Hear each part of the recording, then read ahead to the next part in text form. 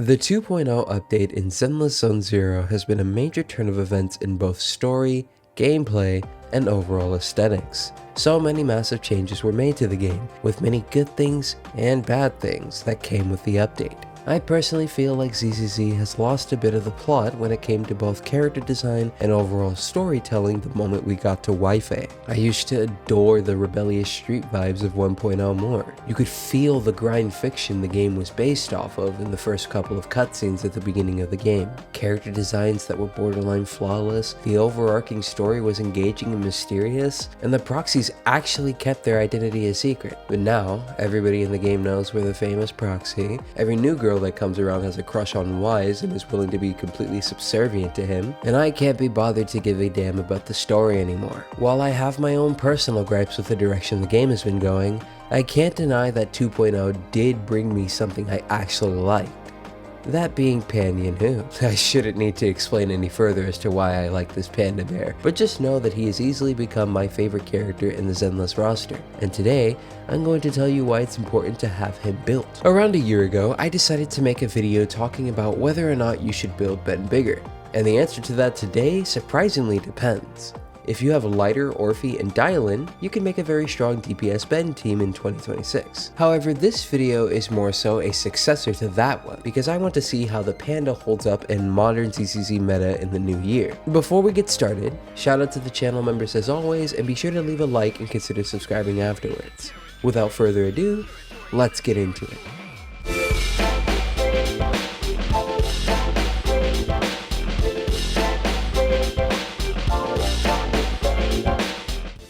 What do you think, guys? You like the new setup?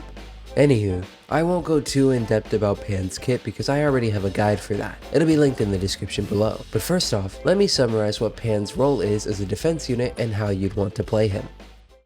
Pan's role is to provide Rupture agents a sheer force buff and a damage increase debuff. The sheer force buff, Meridian Flow, is given to the agent that quick assists off of his EX skill. This buff gives an extra 540 points of sheer force at base, which is increased to 720 at M6. Pan needs to have the Rupture agent to the left of him in the team lineup in order for the buff to go to that agent. His additional ability inflicts a debuff to enemies hit by his breakpoint follow-ups. This debuff increases the damage all agents deal to enemies afflicted by it by 20%. His W engine is the best non-limited defense engine in the game, offering attack percent stats and energy regen. The only reason as to why this character is classed as a defense agent and not a support is because he's a big fat panda bear, but that's okay. This does lock us out of using Moonlight Lullaby, but it's not like you'd want to run him on that anyways. You only need to reach 3000 attack on him to get the maximum bonus from Meridian Flow, which is super easy to achieve. I have him on 4-piece Astral Voice with 2-piece Swing Jazz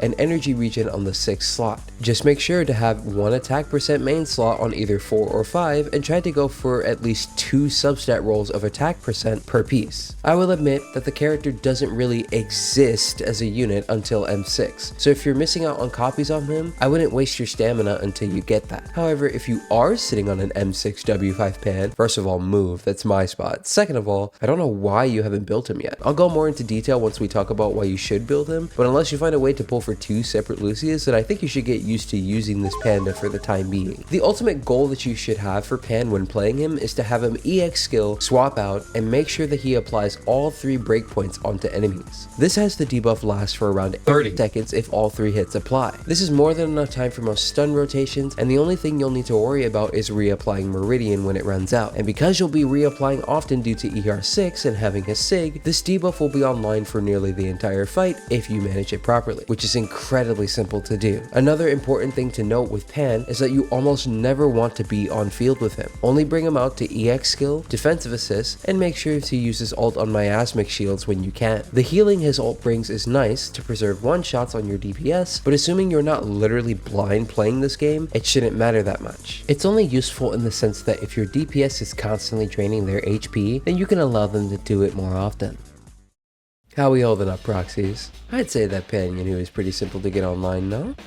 Now then, to answer the real question, why should you build Pan Yinhu?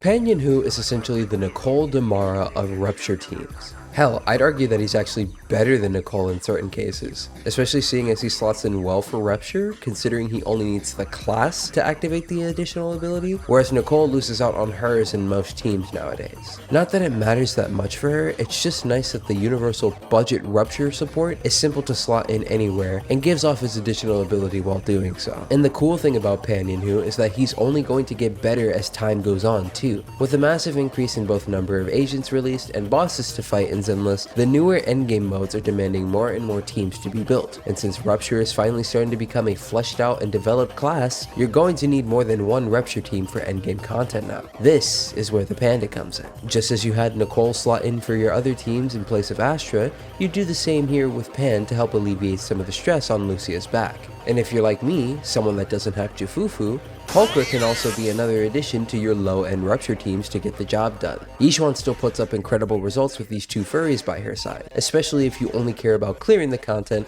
and not scoring. My Pan and Polka team have been helping me clear these extra endgame nodes whenever Dialin and Lucia are busy with another Rupture boss. All in all, this Panda is an amazing character to have built onto your account for the low investment he requires. So, to summarize, 4 pieces of Astral Voice, 2 pieces of Swing Jazz, Energy Regen slot 6, and at least 1 attack percent main stat with 2 substats of attack percent per disc. Put him on his own engine for the Energy Regen, and make sure the Rupture agent is to the left of him in the team lineup. His team synergies are as follows. Though, here's something to keep in mind if you're using him with Dialin. Do understand that Pan needs to have priority of his placement in the team over Dialin. Having Pan at the end here gives Dialin the Meridian Flow buff, which she can't make use of. So sadly, if that's going to be your team, you're going to have to sacrifice Dialin's stats for the sake of giving your Rupture agent the sheer force points. Other than that, this character is absolutely incredible for low budget Rupture teams, and I definitely believe you should be building him in 2026.